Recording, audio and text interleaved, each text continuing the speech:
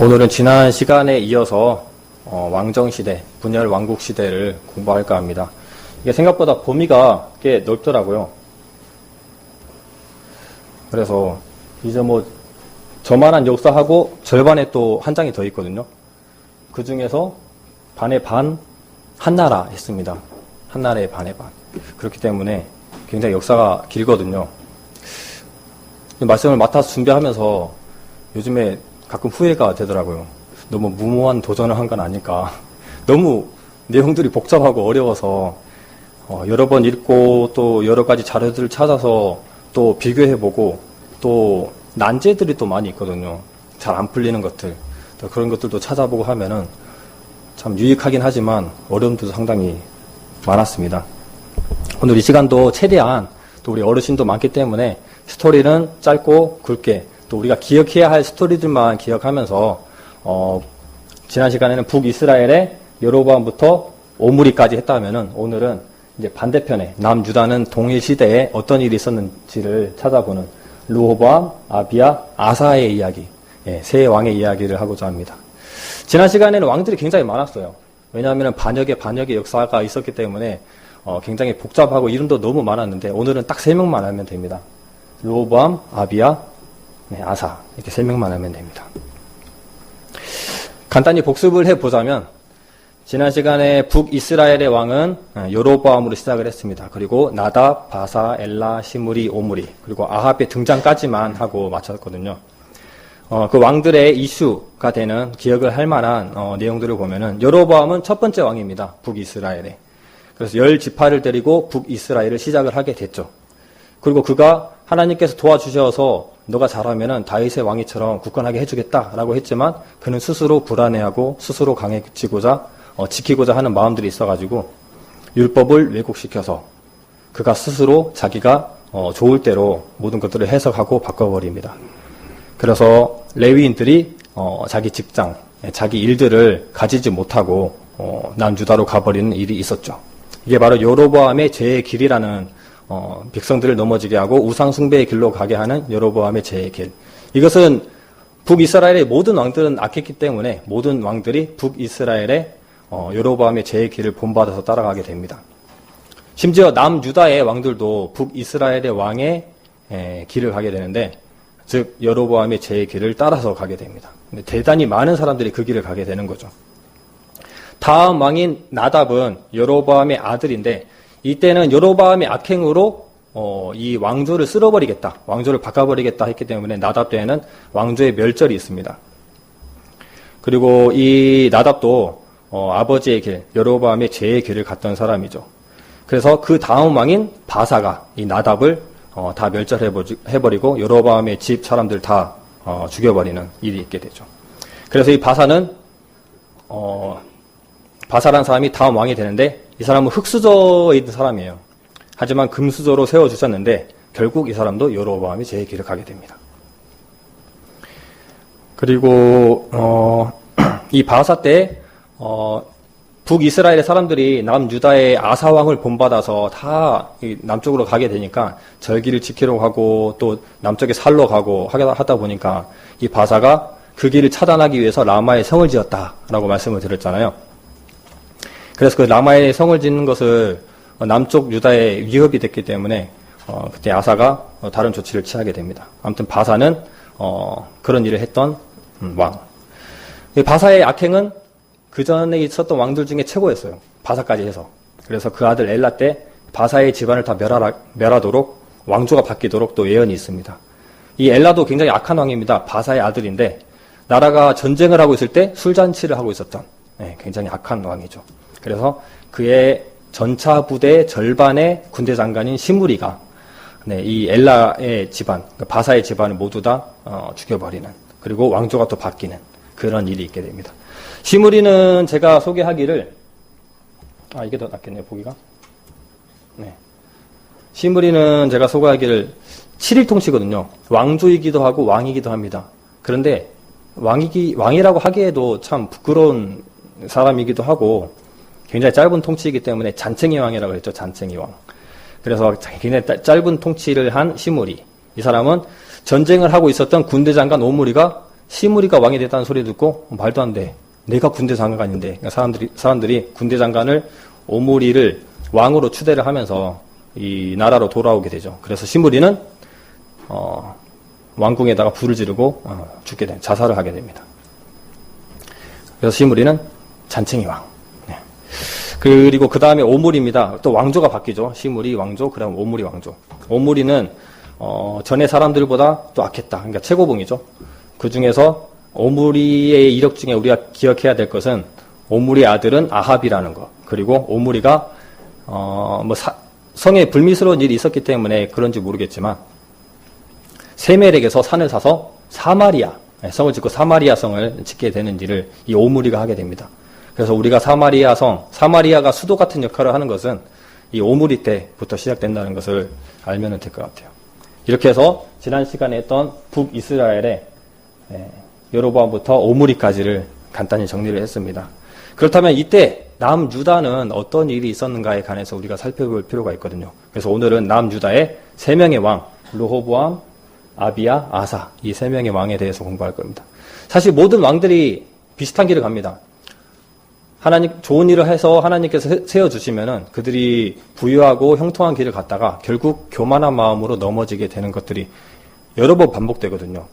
결국 누군가는 여로보암의 재기를 본받기도 하고 악행으로 정말 더 심한 모습들도 보여주고 합니다.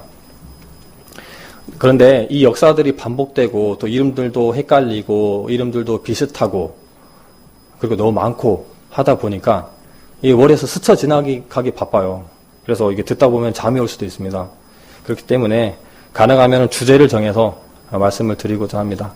스토리는 간략하게 하고 좀 주제가 되는 것들을 하나씩 꺼내가지고 오늘 또 어르신 되는 분들에게도 이렇게 설교가 이렇게 잘 이렇게 씹혀서 들어갈 수 있도록 두 마리, 세 마리의 토끼를 잡기 힘들겠지만 그렇게 준비는 하긴 했습니다. 그래서 남유다의 초기의 첫 번째 왕은 누구죠? 르호보암입니다. 네. 르호보암, 여로보암 때 나라가 분열됐어요. 우리가 남북이 분열된 것처럼 이 나라도 남북이 분열됐습니다. 우리나라 역사랑 약간 좀 비슷한 것들이 너무 많아요. 그래서 첫 번째 왕 르호보암에 대해서 말씀드리겠습니다. 역대하 11장 1절 말씀 보겠습니다. 역대하 11장 1절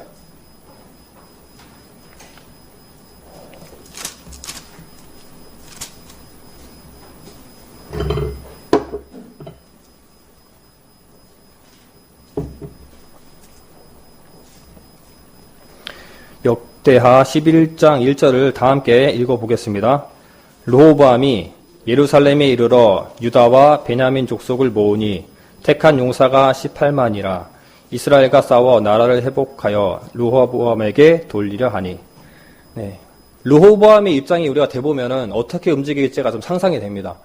자, 르호보암이 있었는데 여로보암이 노역을 좀 이렇게 가볍게 해달라 했더니 돌아가라 내가 생각해볼게 라고 해놓고 원로들의 의견들을 무시하고 자기 친구들 같이 자란 동료들과 의견을 해가지고 강경책을 세웠어요. 그래서 여로보암이 다시 왔을 때 강경책이다. 너희들 그렇게 할 수 없어. 나는 더 세게 할 거야. 우리 아버지보다. 그렇게 하니까 여로보암이 그러면은 나라를 다 데리고 북으로 가버리겠다 하고 가버렸어요. 그러면 르호보암 입장에서 어떻게 해야 되겠나요? 네, 권력으로 잡아야죠. 그렇기 때문에 르호보암은 전쟁을 준비합니다. 그래서 그들을 전쟁으로 그냥 끌어올려고.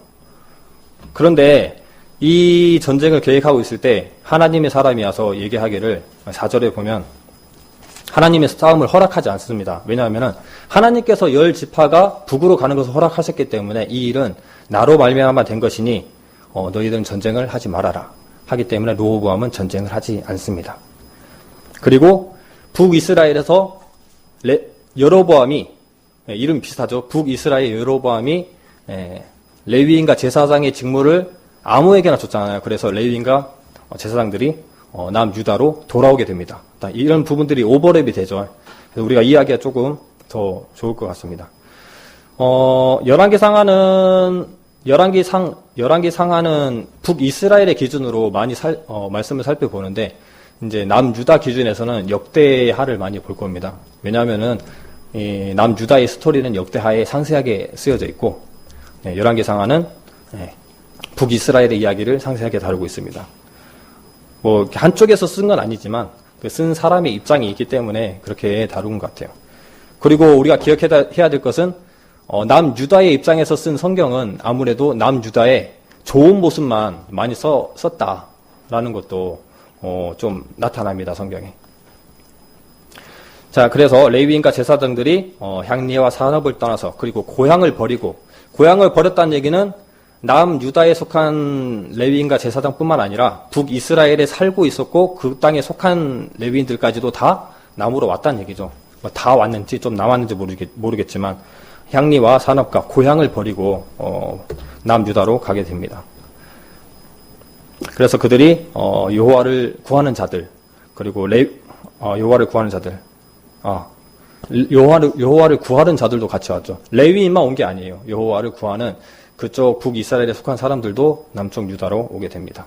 그래서 하나님께서는 레위인이 있고 또 제사장이 있고 이 나라가 막강해지잖아요. 하나님께서는 3년 동안 이 왕위를 다윗과 솔로몬의 길처럼 좀 굳건하게 해줍니다. 그런데 르호보암이 3년 동안의 좋은 이 통치를 하다가 어떻게 되느냐? 역대하 12장 1절을 찾아보겠습니다. 역대하 12장 1절 제가 읽어보겠습니다.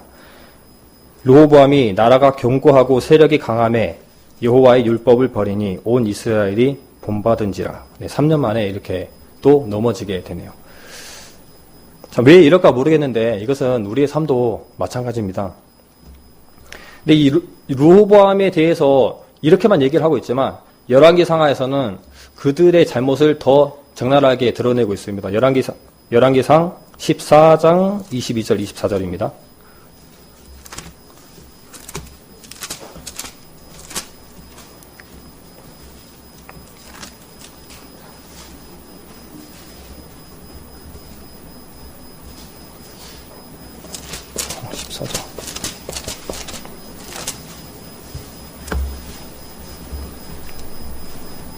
네, 열왕기상 14장 22절로 24절까지 제가 읽어보겠습니다. 유다가 여호와 보시기에 악을 행하되 그 열조에 행한 모든 일보다 뛰어나게 하여 그 범한 죄로 여호와의 노를 격발하였으니 이는 저희도 산 위에서 모든 푸른 나무 아래 산당과 우상과 아세라 목상을 세웠습니다. 그 땅에 또 남색하는 자가 있었고 여호와께서 이스라엘 자손 앞에서 쫓아내신 국민의 모든 가증한 일을 우리가 본받아 행하였더라. 네, 르호보암은 이렇게까지 무너졌어요. 산 위에 그리고 모든 푸른 나무 아래 산당과 우상을 세우게 되고 아세라 목상을 세웠다라고 되어 있습니다. 그리고 그 땅에 남색하는 자가 있었다고 쓰여 있어요. 그러면 얼마나 악행의 길을 가는지를 우리가 알게 되겠죠. 그리고 국민이 모든 가증한 일을 우리가 본받았다고 되어 있습니다. 이제 르호보암이 이런 길을 갔으면은 우리가 왕정 시대를 공부하면서 추측을 할 수 있어요. 르호보암은 어떻게 될까요? 매를 맞겠죠. 그렇죠? 하나님이 매를 준비할 겁니다. 왜냐하면은 올바른 길을 가지 않는 왕에게는 하나님께서 항상 채찍을 준비하십니다. 그래서 그 채찍이 바로 누구냐면은 이스라엘의 남쪽에 위치한 애굽의 왕 시삭입니다. 그래서 르호보암 왕 5년에 애굽의 왕 시삭이 오게 되거든요. 병거가 1200승, 마병이 6만 하고 그리고 셀 수도 없는 무서운 보병, 엄청나게 많은 사람들이 오게 돼요. 이 시삭이 와서 얼마나 많은 재물들을 가져갔느냐? 솔로몬과 다윗 때부터 준비한 금과 은, 그리고 솔로몬 때 지어진 화려한 성전, 그리고 또 금과 은이 너무 많아서 은은 돌 취급했다. 그 정도로 금이 넘쳐났던 그 나라를 쳐서 모든 것들을 빼앗아 갔으니 얼마나 많은 것들을 가져갔겠습니까? 그래서 시삭은 이러한 것들을 많이 가져가고 또 북이스라엘까지 치고 북쪽 무기토에다가 기념비까지 승리를 얘기하는 기념비까지 세우게 됩니다. 그리고 남유다는 금방패까지도 다 뺏겼어요. 그래서 남유다는 이제 금방패 대신에 노방패를 만들어 가지고 살게 됩니다. 사실 금방패라는 것은 싸우기 위한 방패가 아니라는 거죠. 그죠? 평화를 위한, 그리고 자기의 부유함을 내세우는 약간 허세의 방패입니다. 평화의 방패이고. 하지만 그들이 노방패를 만들었다는 것은 이제부터는 그들이 평화가 없고 전쟁을 해야만 살아남을 수 있다는 의미를 또 가지기도 합니다. 근데 이때 우리가 시삭 왕에 대해서 약간 의문을 가질 수 있어요. 왜냐하면 솔로몬 때 애굽과 친했거든요. 애굽과 친해서 정략 결혼으로 애굽의 딸이 남유다와 솔로몬과 결혼해서 또 차례가 내어줬거든요. 그렇다면 애굽은 장인어른이 있는 곳입니다. 그럼에도 불구하고 어째서 나라를 배반한 여로보암을 숨겨주고 그리고 그의 아들 한 세대 만에 남유다를 치러 올 수 있었을까? 좀 의문이 생기잖아요. 그죠? 사람 마음이야 욕심을 따라서 돌리면 그만이긴 하지만 이때 이유가 있습니다. 이 요셉 때를 기억하면은 요셉 때에도 요셉을 알지 못하는 왕이 일어났다라는 그 구절을 보면은 그때 왕조가 바뀌게 되는데 나라의 통치로 인해서 나라가 바뀌는 왕조거든요. 그래서 힉소스족이 족이라는 침략 때 요셉이 들어가게 되고 나중에 다시 애굽 사람이 왕조를 다시 가졌을 때는 얘네 누구야? 요셉 너네 누구야? 저리 비켜. 너네 좀 힘든 일이나 해. 라고 할 수 있는 거예요. 마찬가지로 오늘도 마찬가지입니다. 이 시삭이라는 사람은 애굽의 전통 왕조가 아닙니다. 시삭을 잠깐 설명해 보자면은 일단 성경에서는 첫 번째로 이름을 걸고 나오는 애굽의 왕입니다. 애굽의 왕은 전부 바로로 쓰여져 있어요. 그죠? 애굽의 왕 바로. 지금까지도 바로로 쓰여져 있는데 최초로 이름이 거론되는 것은 바로 시삭입니다. 시삭은 그 나라 말로 하면 쇼생크 많이 들어봤죠? 쇼생크 탈출이라는 영화도 있죠. 애굽의 왕을 얘기하기도 하는데 이 쇼생크의 1세가 바로 시삭입니다. 이 시삭은 원래 리비아, 그러니까 애굽의 바로 옆에 땅의 리비아거든요. 리비아 땅의 그 추장의 후손 출신입니다. 근데 그의 딸이, 이 시삭의 딸이 애굽의 아들과 결혼하게 돼요. 그래서 왕조와 연결이 되거든요. 리비아의 그 시삭이. 그런데 그 다음 세대를 이을 왕이 없게 됩니다. 애굽에. 그렇다 보니까 자연스럽게 리비아 출신인 시삭이 그 왕권을 가지게 돼요. 그래서 애굽의 22대 왕이 바로 쇼생크, 시삭이 됩니다. 요셉 때랑 비슷하죠. 나라를 통치하는 왕조가 바뀐 것뿐만 아니고 나라 자체가 바뀌는 왕조예요. 그렇기 때문에 리비아 출신의 왕조. 이런 왕이 있게 되면은 솔로몬 때 아무리 남유다가 약조를 했다고 해도 그거를 엎을 수 있어요. 나는 아무 관련이 없으니까. 그렇기 때문에 여로보암을 숨겨줄 수가 있는 겁니다. 역사적으로 이것은 문헌이 남아있어요. 그래서 이 북이스라엘의 여로보암을 숨겨주기도 하고, 그럼 여로보암 숨겨줄 때 알았겠죠. 저 부강한 나라가 조만간 두 조각이 나겠구나. 그럼 그때 쳐들어가야지. 이런 계획도 할 수 있는 겁니다. 시삭은 역시 그 계획을 가지고 남유다로 쳐들어와서 모든 것들을 가져가고 북이스라엘까지 싹 쓸어가 버립니다. 그래서 많은 부유함을 가져갔겠죠. 그 대단한 금과 은을 가지고 갔기 때문에 애굽은 약간 좀 편파적으로 자기의 좋은 승리한 것들은 그 비문으로 많이 남깁니다. 하지만 진 이력들은 많이 남기지 않는 그런 습성이 있다고 하는데 이겼기 때문에 역사에 남겼겠죠. 그래서 오늘 그 고고학적인 자료까지도 가져와 봤습니다. 자, 이 영상을 보시면은 여기가 바로 카르나크 신전입니다. 이 카르나크 신전 안쪽에 가면은 이제 그 신전 벽이 있거든요. 벽에 보면 이러한 신전 벽화가 그려져 있고 이렇게 옆에 보면은 이렇게 다 나라의 성읍들의 이름들입니다.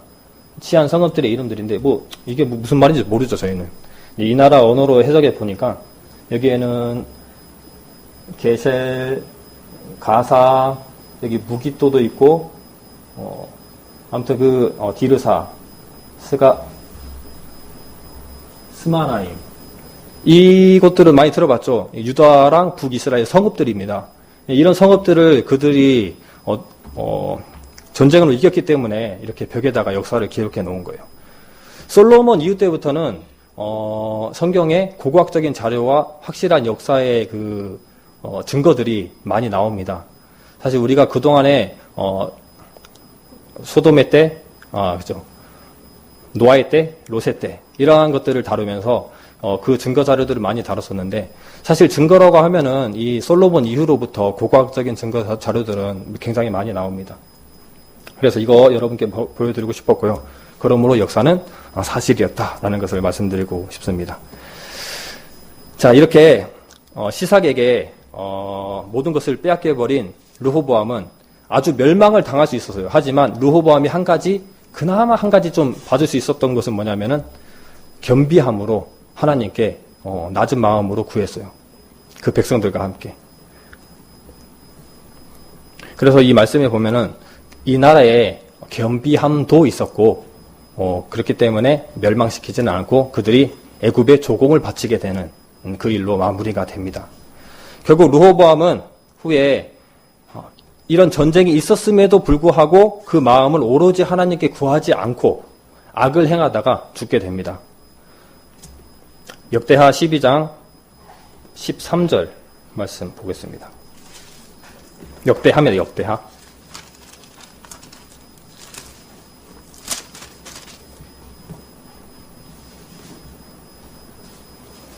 제가 역대하 12장 13절을 읽겠습니다.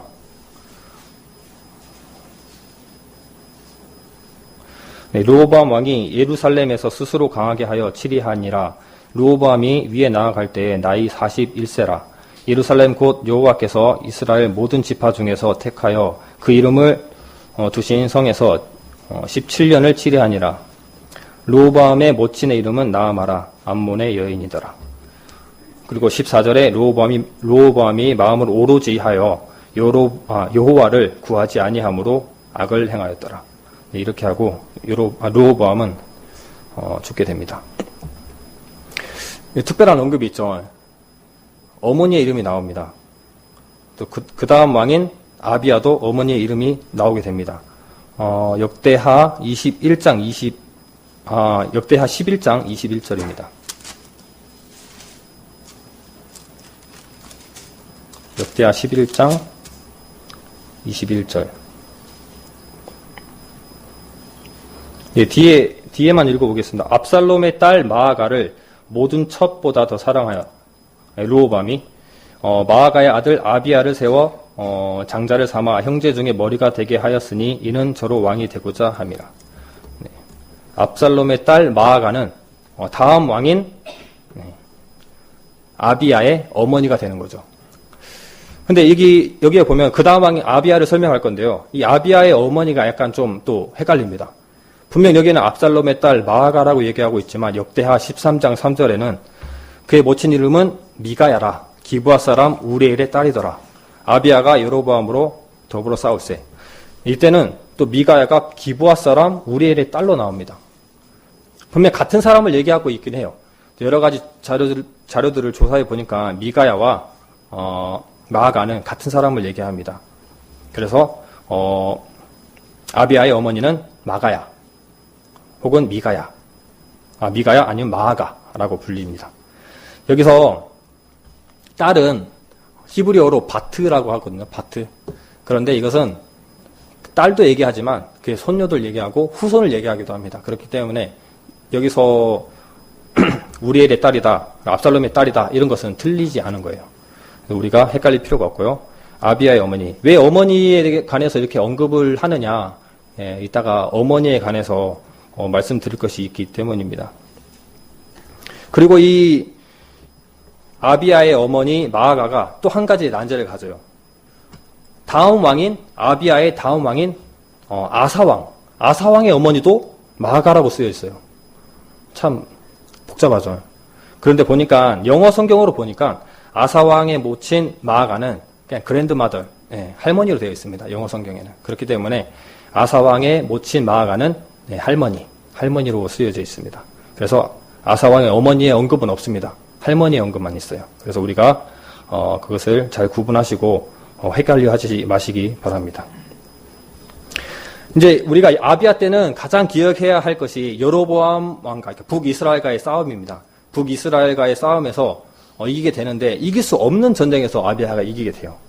역대하 13장 3절에 보면은 아비야의 군사는 이렇습니다. 아비야는 택한 바 싸움에 용맹한 군사 40만으로 싸움을 예비하였고 여로보암은 택한 바 큰 용사 80만으로 대전한지라. 아비야는 남유다는 40만 그리고 북이스라엘의 여로보암은 80만이에요. 2배의 차이입니다. 이길 수 있는 전쟁이 아니에요. 사람의 능력으로 봤을 때. 그런데 이 아비야는 이때 정말 하나님이 원하시는 그런 마음과 그런 말을 하게 됩니다. 아비야가 여로보암에게 외치기를 여호와께서 소금 언약으로 이스라엘 나라를 다윗과 그의 자손에 주신 것을 모르냐? 너희는 금송아지를 세우고 이방 풍습을 따라서 제사장을 세웠다. 하지만 여기는 레위인과 제사장들이 있다. 그리고 그들이 경고의 나팔을 불어서 하나님을 부르면 너희를 공격할 것이다. 레위인과 제사장들이 이 아비야에게는 가장 큰 무기였습니다. 왜냐하면 민수기에 보면 이런 말씀이 있어요. 민수기 10장 9절에 보면 제가 읽어드릴게요. 또 너희 땅에서 너희가 자기를 압박하는 대적을 치러 갈 때에는 나팔을 울려 불지니 그리하면 너희 하나님 여호와가 너희를 기억하고 너희를 너희 대적에서 구원하리라. 나팔을 부는 것은 이 레위인들이 하는 일입니다. 이 나팔을 불면은 그 대적에서 하나님께서 구원해 주시는 거예요. 너희들이 쫓아낸 이 제사장과 레위인들이 우리 이곳 남유다에 있다. 근데 이들이 나팔을 불어 하나님을 부르면은 우리를 이기게 하실 것이다. 라고 너희들 잘못했어. 우리는 이렇게 든든한 백이 있어. 라고 얘기를 하는 거죠.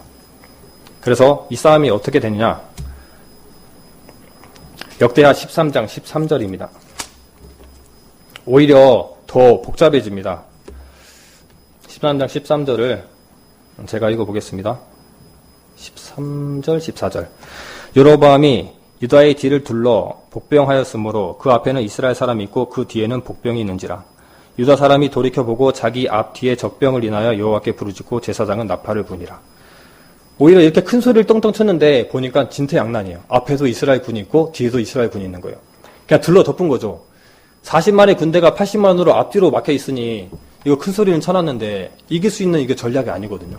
그때 이제 제사장이 나팔을 불고 함성을 부릅니다. 하나님께 부르시는 거죠. 우리는 이길 수 없습니다. 하나님. 우리를 구원해 주세요라고 이 나팔을 불게 됩니다. 그렇게 될 때 어떻게 되느냐? 그 뒤에 이야기들을 보면은 15장부터 15절 17절에 있습니다. 13장 15절 17절. 유다 사람이 소리 지를 때에 하나님이 여로보암과 온 이스라엘을 아비야와 유다 앞에서 쳐서 패하게 하시니 그 뒤에 보시면 죽은 자가 50만이었더라. 네. 완승을 거둔 거죠, 아비야가. 그렇죠. 그래서 이 전쟁에 이기고 지는 것은 사람에게 있는 것이 아닙니다. 이 아비야는 굉장히 지혜롭게 잘 싸웠어요. 이 역대기에는 아비야의 좋은 모습만 이렇게 적어놨습니다. 그래서 혹 아비야가 착하고 좋은 왕이구나 라고 착각할 수도 있어요. 하지만 아비야는 그렇게 썩 좋은 마무리가 되지 않습니다. 이렇게 하나님 앞에서 멋진 싸움을 했지만 그도 넘어지는 길을 가게 되거든요.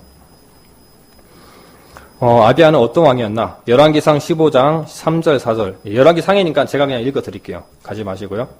아비암이 저기 북이스라엘에서는 아비얌으로 부릅니다. 다른 사람이 아니에요. 아비얌이 그 부친에 이미 행한 모든 죄를 행하고 그 마음이 그 조상 다윗의 마음 같지 아니하여 그 하나님 여호와 앞에 온전치 못하였으나 그 하나님 여호와께서 다윗을 위하여 예루살렘에서 저에게 등불을 주시되 그 아들을 세워 후사가 되게 하사 예루살렘을 견고케 하셨으니. 네, 아비얌이 부친이 이미 행한 모든 죄를 행했다라고 되어 있습니다. 그리고 그 마음을 그의 조상 다윗과 같이 하지 않았다. 그래서 이 글을 보면은 르호보암의 악행의 우리가 결과물들을 알고 있잖아요. 굉장히 악행을 해서 남색하는 자들이 있었고 바알과 아세라를 섬겼고. 그런데 이 아비야가 굉장히 좋은 왕인 줄 알았는데 이 아버지의 길을 그대로 갔다. 모든 죄를 행했다라고 되어 있는 거 보면은 그냥 아비야는 그냥 그저 그런 왕입니다. 이 아비야도 마무리가 썩 좋지 않은 왕으로 해석이 되는 거죠. 근데 르호보암과 여기서 우리가 왜 이제 원인을 찾아야 돼요. 왜 르호보암과 아비야는 그 죄의 길을 가는데 빨랐나? 그게 빨리 무너지거든요. 왜 죄의 길을 가는데 빨랐나? 이 역대기를 서술하고 열왕기상하를 서술하는 이 사가들은 고발하고 있는 것이 바로 어머니의 영향력입니다.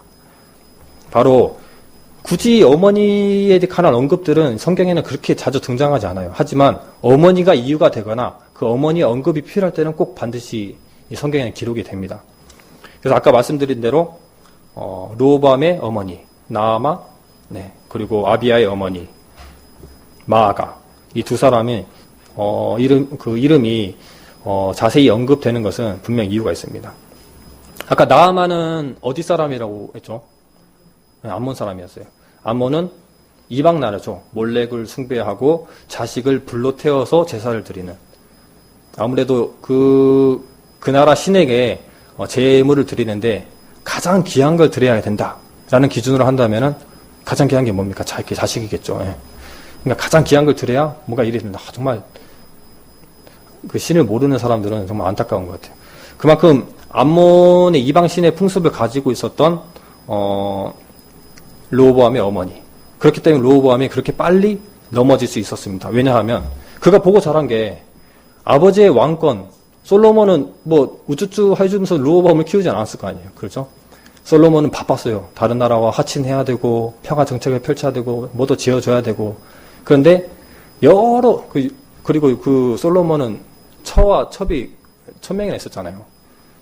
그러면 누굴 기억해 주겠습니까? 하지만 그 안에 나아마의 영향력을 거의 100% 받게 되겠죠. 르호보암은. 그러면은 그 르호보암은 그 어머니의 영향력, 그의 신앙과 그의 사상과 모든 것들이 다 전달이 됩니다. 그렇기 때문에 그 세상 문화를 받아들인 르호보암은 쉽게 넘어질 수밖에 없는 거예요. 그래서 어머니의 영향력을 고발하고 있는 겁니다. 그렇다면 아비야는 누구인가? 아까 전에 압살롬의 후손이라고 했으면은 유다 사람이죠. 그러면은 이 아비야의 어머니 마아가는 이방의 풍습이 있지 않았어요.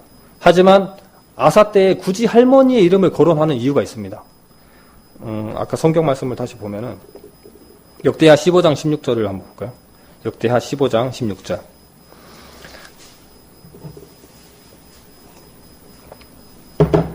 네. 제가 읽어보겠습니다. 아사왕, 그의 모친, 그의 할머니입니다. 마아가가 아사랴의 가증한 목상을 만들었으므로 아사가 그 태후의 위를 패하고 그 우상을 찢고 바아 기드론 시내가에 불살랐으니. 네, 이거 보면 아시겠죠? 마아가는 아세라를 섬겼던 사람입니다. 이방신을 섬겼던 사람이에요. 그렇기 때문에 마아가는 유다의 전통적인 하나님의 풍습을 쫓아 살아간 사람이 아니라 이방의 풍습을 쫓아서 그 사상과 그의 신앙을 아들에게 전가시켜주는 사람입니다. 그렇기 때문에 아비야 또한 그 길이 형통하게 하나님만 쫓는 것이 아니라 금방 또 넘어질 수밖에 없었던 이유도 이 어머니의 영향력이 분명히 여러 가지 이유 중에 하나였다라고 고발을 하고 있는 거죠. 그래서 굳이 이 아사의 모친 마아가의 언급을 하고 있는 겁니다. 할머니. 근데 이 할머니가 이 아사의 뭐 어머니가 있었는지 모르겠지만 그 왕비의 자리를 잡고 있었다라는 것은 보통 사람은 아닌 거죠. 그죠? 아세라를 섬기면서 그 왕위, 태후의 자리에 있었다라는 것은 보통의 사람은 아니라고 우리가 알 수 있습니다. 그래서 아사가 후에 엄청난 개혁을 할 때 그 할머니 자리까지도 없애버리는 그런 일을 하게 됩니다. 근데 이제 좋은 예들이 있죠. 우리 성경에 보면은 반대로 이런 이야기들은 있습니다. 모세 같은 경우는 애굽에서 자랐지만 어떻게 애굽의 풍습을 쫓지 않고 그의 동족을 도와주게 되는 일을 할 수 있었냐?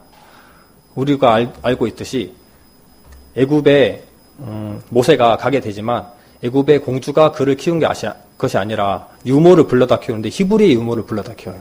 그 사람이 바로 요게벳, 바로 모세의 어머니입니다. 모세의 어머니가 직접 유모로 가서 이 모세를 키웠기 때문에 모세에게는 하나님의 마음과 하나님의 그 역사와 마음과 신앙과 모든 것들을 받을 수 있는 거예요. 그러다 보니 밖에 나가서 일하고 있는 그들의 동족의 괴롭힘 받고 있는 모습들이 자기의 마음이 움직일 수 있었던 겁니다. 그러니까 하나님께서 역사를 움직이시기 위해서 누군가에게는 그 영향력을 주기 위해 올바른 사람을 앉히기도 하고 아니면 내버려 두시기도 하고 그러한 모습들을 많이 보게 됩니다. 그래서 어머니의 영향력이 얼마나 중요하냐. 사실 지금은 좀 시대가 다릅니다. 지금은 여자들이 사회적인 참여를 하고 있기 때문에 오로지 여자의 영향력만은 받는 건 아닙니다. 하지만 옛날에는 여자들이 사회적인 참여를 하지 않았기 때문에 아이들에게 가장 영향을 미치는 것은 바로 엄마였거든요. 그래서 우리 한국 기독교, 특히 장로교에서는 이것을 전략으로 이렇게 내세웁니다. 정책으로. 간략하게 오늘 주된 메시지는 주요된 중심 내용은 아니지만 말씀드리겠습니다. 근데 한국 교회는 이제 한 100년 됐잖아요. 100년이 됐는데 처음에 많은 선교사들이 들어왔어요. 외국에서 선교사들이. 그런 선교사들이 들어왔을 때 게일, 언더우드, 아펜젤러, 그리고 알렌, 스크랜톤 이런 사람들이 있습니다. 대부분 의료의 목적으로 육신을 치유해주고 또 선교의 목적으로 또 마음을 치료해주는, 영혼을 치료해주는 그런 역할들을 했거든요. 그런데 이들에게도 약간 딜레마가 있고 좀 힘든 부분이 있었어요. 선교를 어떻게 해 나갈 것인가. 왜냐하면 이들도 처음이거든요. 방금 말씀드린 이 모든 사람들이 다 20대였습니다. 저보다 한 10년이 어린 사람들이었어요. 그런 사람들이 와가지고 선교를 하려니 힘들잖아요. 어떻게 해야 선교를 하고 어떻게 해야 목회를 하고 어떻게 해야 교회를 이끌어갈지를 모르겠는 거예요. 그래서 그들이 기도를 했습니다. 기도를 해서 하나님께서 보내주신 사람이 바로 레비우스. 레비우스는 선교에 대한 경험이 굉장히 많았어요. 그래서 그가 이제 내세운 정책이 뭐냐면은 말씀 공부를 해야 된다. 말씀만이 오직 이 교회가 부흥할 수 있고 더 자라날 수 있는 것이다. 라는 정책을 펼칩니다. 정책의 내용은 길지만 간략히 요약하면은 말씀 공부입니다. 근데 어떻게 누구를 가르칠 것이냐 라고 했을 때 그 정책 중에 한 개를 보니까 부녀자 그리고 소녀들을 가르쳐라. 네. 왜냐하면은 부녀자들은 가정에서 가장 영향력이 있는 사람이다. 남자들은 사회적인 참여, 일만 하고 돌아와서 자고 막 그렇게 하니까 한국 문화가 그러다 보니까 어머니를 전도하고 그리고 다음 세대의 어머니가 될 소녀들을 전도를 많이 합니다. 그렇기 때문에 이때는 장로교와 감리교 두 집단이 가장 컸는데 장로교가 정말 어마어마하게 커질 수밖에 없었던 이유는 이 정책이 성공적으로 이루어진 거예요. 그만큼 어머니의 영향력이 컸다는 거죠. 그렇죠. 그래서 누구를 가르칠 것이냐? 어머니. 어머니가 말씀 안에 바로 서고 또 자식에게 영향을 많이 줘야 됩니다. 그래야지 교회가 또 클 수 있는 거다. 그 시대는 그랬어요. 근데 지금은 좀 다릅니다. 지금은 여자들이 사회적인 참여를 하게 되잖아요. 그렇기 때문에 그때와 지금 다른 점은 부모의 모든 사람들이 아이를 위해서 헌신을 하고 영향력을 미칩니다. 동시에 두 분 다 사회적인 참여를 하기 때문에 오히려 영향력을 더 적게 받기도 합니다. 어린이집에 영향력을 많이 받기도 하고 TV나 스마트폰에 영향력을 받기도 합니다. 그렇기 때문에 두 사람의 사회적인 참여는 아이에게 올바른 영향력을 미치기에는 조금 거리가 생긴 거다. 하지만 지금은 사회가 바뀌었기 때문에 남자와 여자가 모두 다 자녀에게 영향력을 미치게 되니까 둘 다 열심으로 아이에게 좋은 것들을 보여줘야 된다. 라고 말씀을 드리고 싶어요. 그래서 성경에서는 이 어머니의 영향력을 강력하게 고발하고 있는 것은 다 배워간다는 거예요. 서로 영향을 주고 받고 한다는 거죠. 사실 또 우리 아들 얘기를 하게 되는데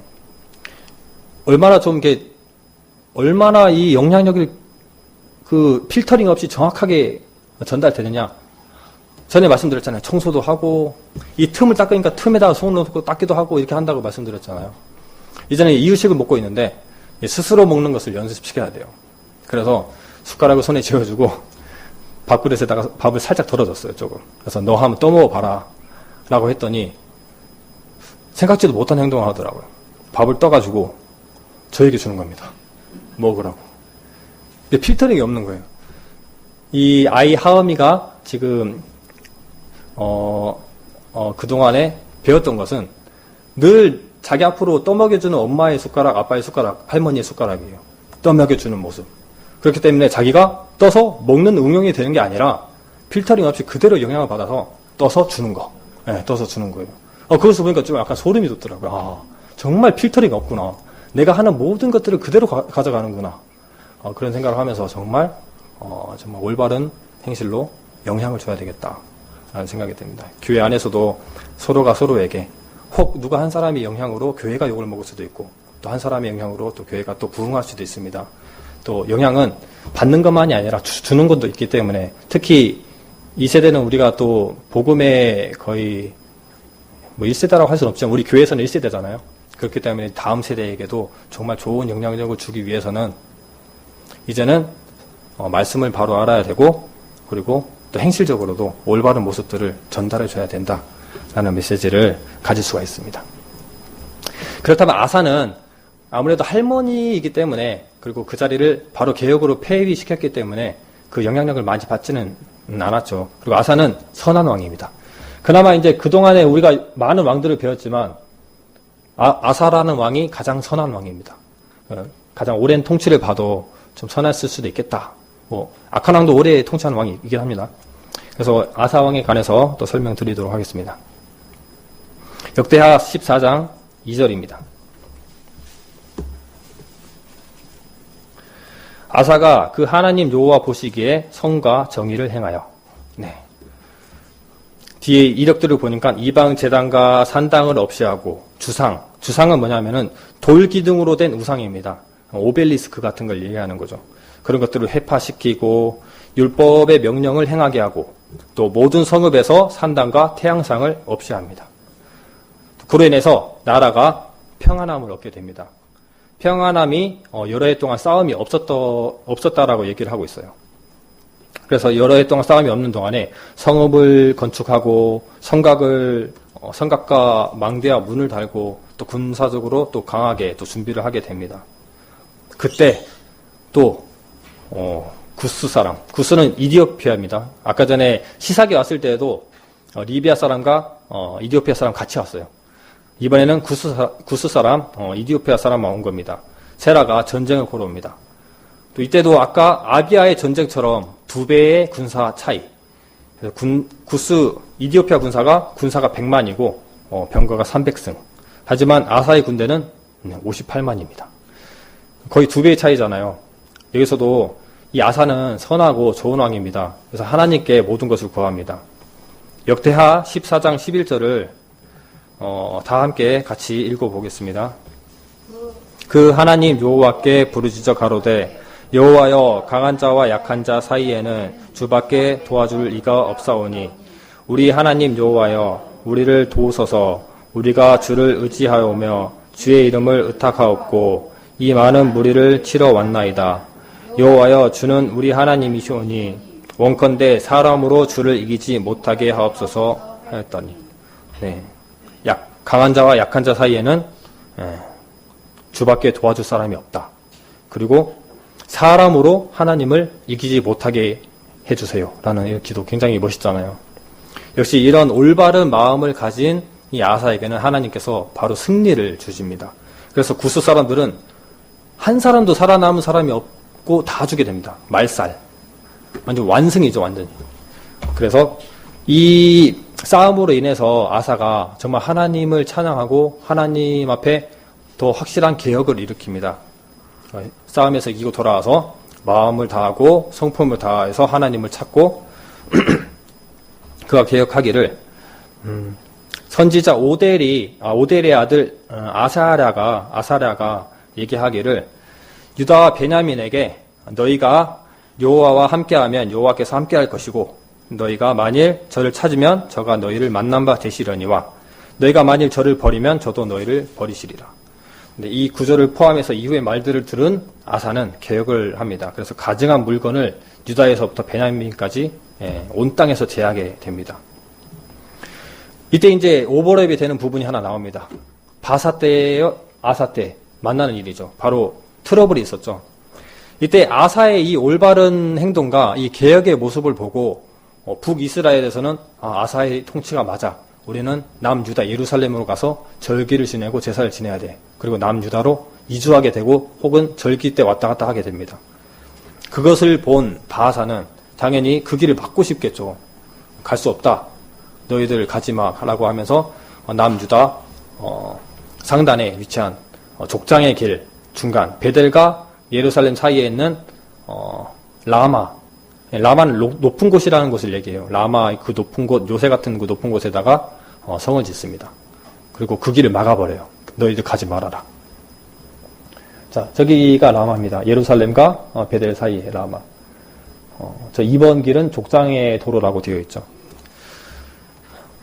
자, 그러니 이 아사가 어떤 행동을 할까요? 이 아사는 그 좋은 개혁으로 인해서 35년이나 전쟁이 없었어요. 그런데 이 아사가 마지막에 실수를 합니다. 이쪽 장이 아니네. 아사가 막판에 실수를 3가지를 해요. 3가지의 실수를 하게 되는데 바로 이 전쟁에서 자기 스스로 자기의 생각대로 전쟁을 주관해서 이끌고 하는 거예요.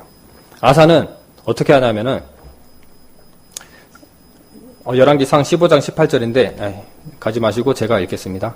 아사가 여호와의 전 곡간과 왕궁 곡간에 남은 은금을 몰수히 취하여, 그때는 은과 금이 많지 않겠죠. 왜냐하면 그 아버지 시대에 다 가져가 버렸기 때문에, 빼앗겨 버렸기 때문에, 그 할아버지 시대에. 그래서 몰수히 취합니다. 전부 다 끌어다 모아가지고 그 신복 손에 붙여 다메섹에 거한 아람 왕 베나닷에게 보내게 됩니다. 자, 아람의 왕은 자, 아람 다메섹 보이죠? 다메섹은 아람의 수도입니다. 아람, 시리아를 얘기합니다. 자, 북이스라엘 치기에는 아람의 위치가 굉장히 적절하겠죠. 그래서 남유다가 그 많은 금과 은을 그냥 모아가지고, 아람에게 보내게 되고, 너희들 북이스라엘과 약조가 되어 있었거든요. 북이스라엘과 아람이 약조가 되어 있었어요. 그러니까 싸울 상황이 아니에요. 하지만 남유다가 그거 헐어버리고 우리랑 약조하자라고 하면서 돈을 보내게 됩니다. 금과 은을. 그랬더니 아람도 참 웃긴 사람들이죠. 그들이 굉장히 강성해지고 강해져요. 하지만 위로는 아수르가 있어서 그렇게 커지지 못합니다. 그러다 보니 욕심이 생겼겠죠. 나무로 쳐서 내려가고 싶은. 그래서 그 약조를 흔쾌히 받아들이고 남유다와 약조가 됩니다. 그래서 라마에 와서 자꾸 이 성읍을 건축하면서 남유다를 귀찮게 하는 저 북이스라엘을 아람이 그들의 국고성을 치게 되거든요. 그러니까 죽이고자 하는 마음은 없었던 것 같아요. 그러니까 싸워서 멸망시키려고 하는 그런 마음은 없었던 것 같아요. 그래서 국고성, 각 성읍에 있는 곡식을 저장하고 그들의 그 여러 용품들을 저장하는 그런 국고성을 치게 됩니다. 그러니 바사가 돌아갈 수밖에 없겠죠. 그래서 후퇴해가지고 다시 자기 나라를 방어하게 되는. 그로 인해서 그 라마에 남아있는 건축물을 가지고 게바와 미스바를 건축합니다. 그런 일이 있게 됩니다. 성공적이잖아요. 그죠? 아무리 봐도 아사의 이 전략은 성공적이에요.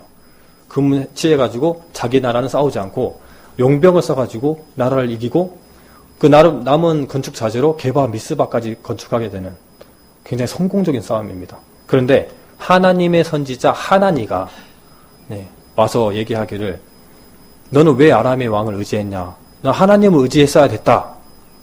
너는 이제부터 전쟁이 있을 것이다. 라고 얘기하니까 이 남유다의 아사가 겸손한 마음으로 내가 잘못했습니다. 했어야 됐어요.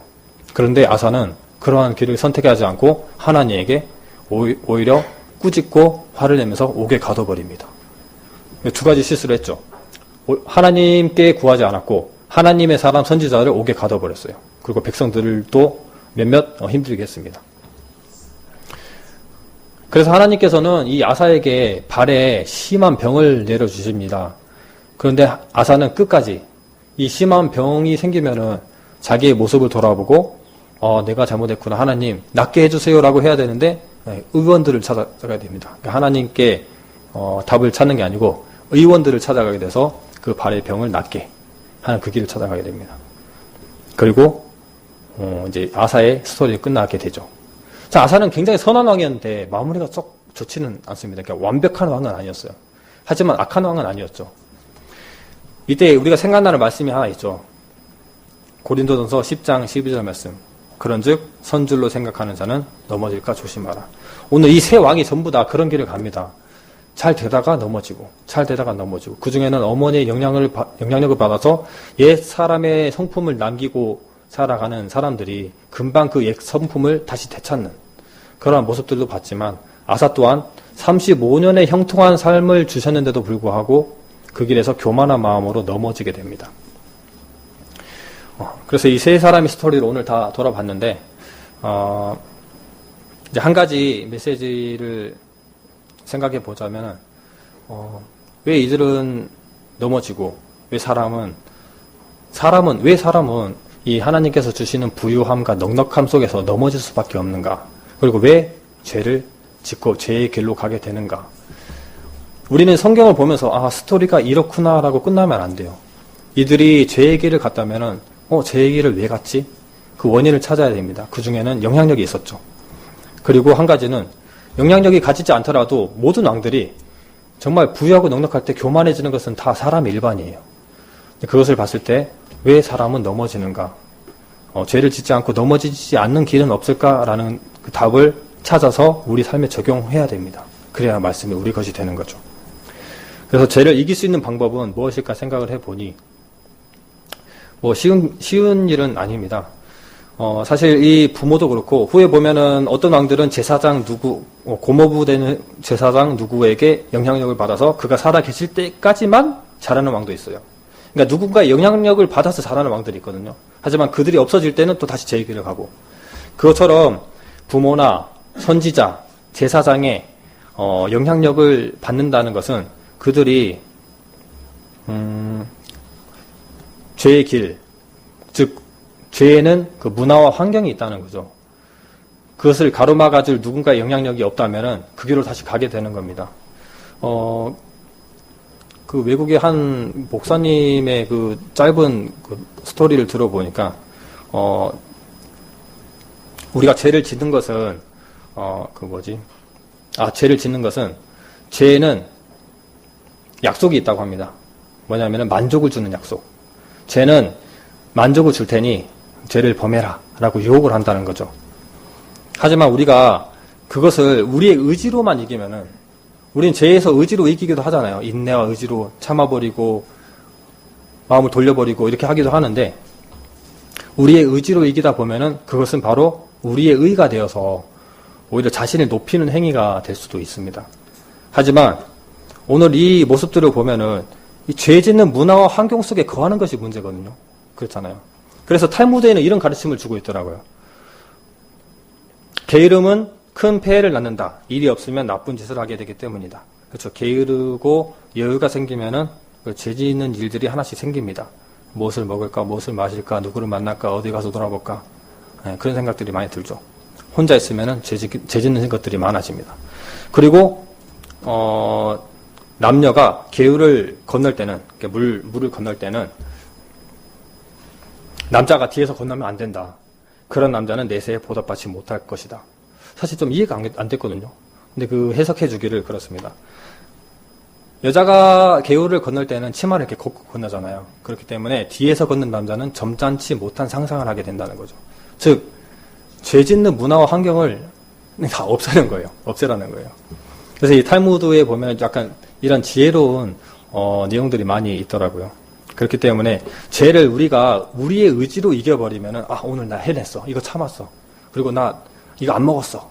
잠도 아꼈어. 막 이렇게 여러 가지들을 하면은 이것은 내 의가 돼서 내가 높아집니다. 하지만 우리가 죄를 짓지 않기 위해서는 문화와 환경 속에 거하지 않는 것. 즉, 하나님 안에서 깊이 들어와 있는 겁니다. 참 말이야 쉽게 되지는 않는 거잖아요. 그래서 겸손한 마음으로 말씀도 있고 기도에도 힘쓰고, 그리고 예배와 봉사에 동참해서 함께 열심으로 다해서 살아가고, 즉 주님 안에서 깊이 들어와서 살아가면은 자연스럽게 이길 수 있는 것이 바로 죄이지 않나. 이것이 바로 진정으로 죄를 이기는 방법이지 않을까라는 생각도 해보게 되었습니다.